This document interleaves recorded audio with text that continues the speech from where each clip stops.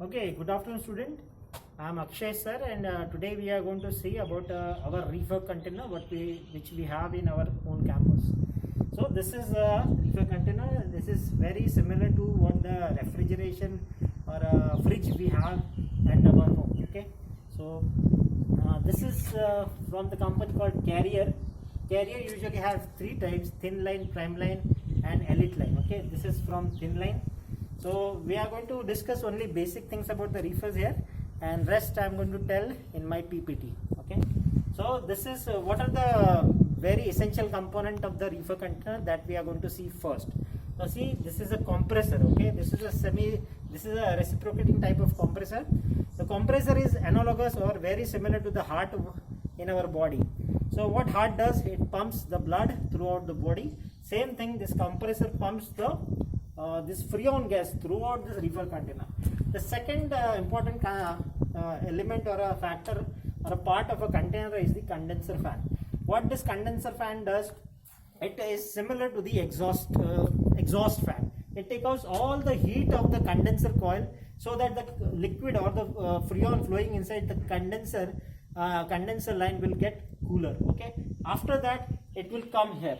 Once the freon is get cooled, it will come here, and you can see, this is a receiver. Okay, in the receiver there is one slight glass. A glass is provided, and in the glass you can see some plastic balls.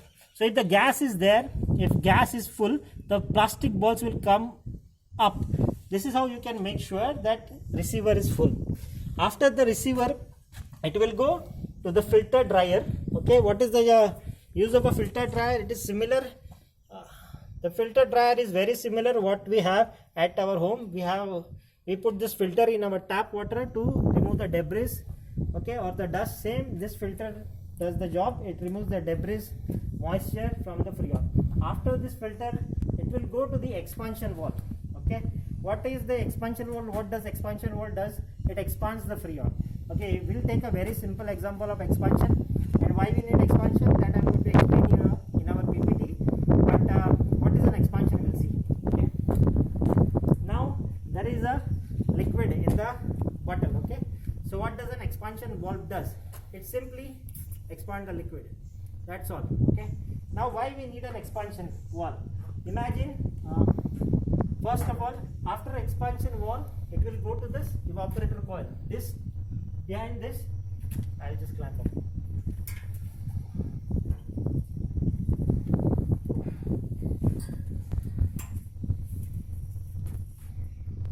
Behind this two panel here, there is an evaporator coil. Okay, so what does this evaporator, this expansion valve is somewhere situated inside. What does this expansion valve does? It expands the gas in this evaporator coil. Okay, so why we need expansion of the gas? Why we don't put normal gas like in the pipeline? So I'll give one example. Okay, because we need evaporation, we need to evaporate this gas. So we have two examples. There is a liquid in the bottle. You just tell me which one is going to get evaporated faster. This liquid, like this,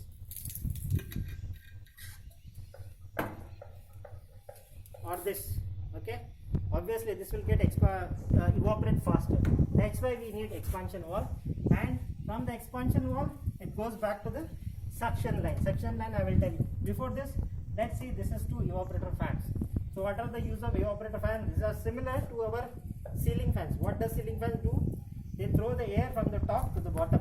Same evaporator fan, what they do, whatever the cargo inside this container, they take all the air of that cargo and throw to the evaporator coil. Okay, how the conversion of heat transfer is taking place, that we are going to do check in our next PPT. Now from the evaporator valve, it will come to the suction line port. This is a suction line port, and again goes back, it get compressed, go to discharge line, and then how the cycle continues. Okay, so some important points of this container I already mentioned. This is a receiver. Okay, this one is a water condenser inlet. Okay, you have to put one coupling inside so the water can come inside and come out from here. Okay, this is for extra cooling. This is a filter dryer. already mentioned. This one is a moisture indicator. If there is a moisture or air inside the Freon, this will change its color. The green one, if it shows green one, means the liquid, this Freon is free of moisture. If it is turns out yellow, you can make out there is a moisture in the system. Okay. Now this one, this is a rupturing disc. This is for protection. In case if this system get overloaded, this disc will rupture and it will protect the compressor. Okay. This is a high pressure transducer. Okay. Similar to it is one more safety feature of the compressor. High pressure transducer. We'll see this one. Then let's move to the brain of the reefer container. Okay, this is the brain of the reefer container. Power will this is the power cable. Power will come from there, 440 volts. Power will come from there, from this cable. It will come to the main gatekeeper or main breaker. This is circuit breaker, CB1 circuit breaker. Okay, from circuit breaker, this will come to this controller. This is the brain of this reefer container. This is doing this process automatically. This is deciding when the compressor should run, when the evaporator fan should run. Everything is decided by this controller. Now this is what? This is a modem. Modem means it's like a it has GPS, so it will tell you where is the reefer is located, what is the contention of reefer, what is the network. Okay, is the network is available or not. Everything is mentioned here. Okay, you can download the data from USB. Okay, what is the data? This is nothing but a modem. It will tell you all the information.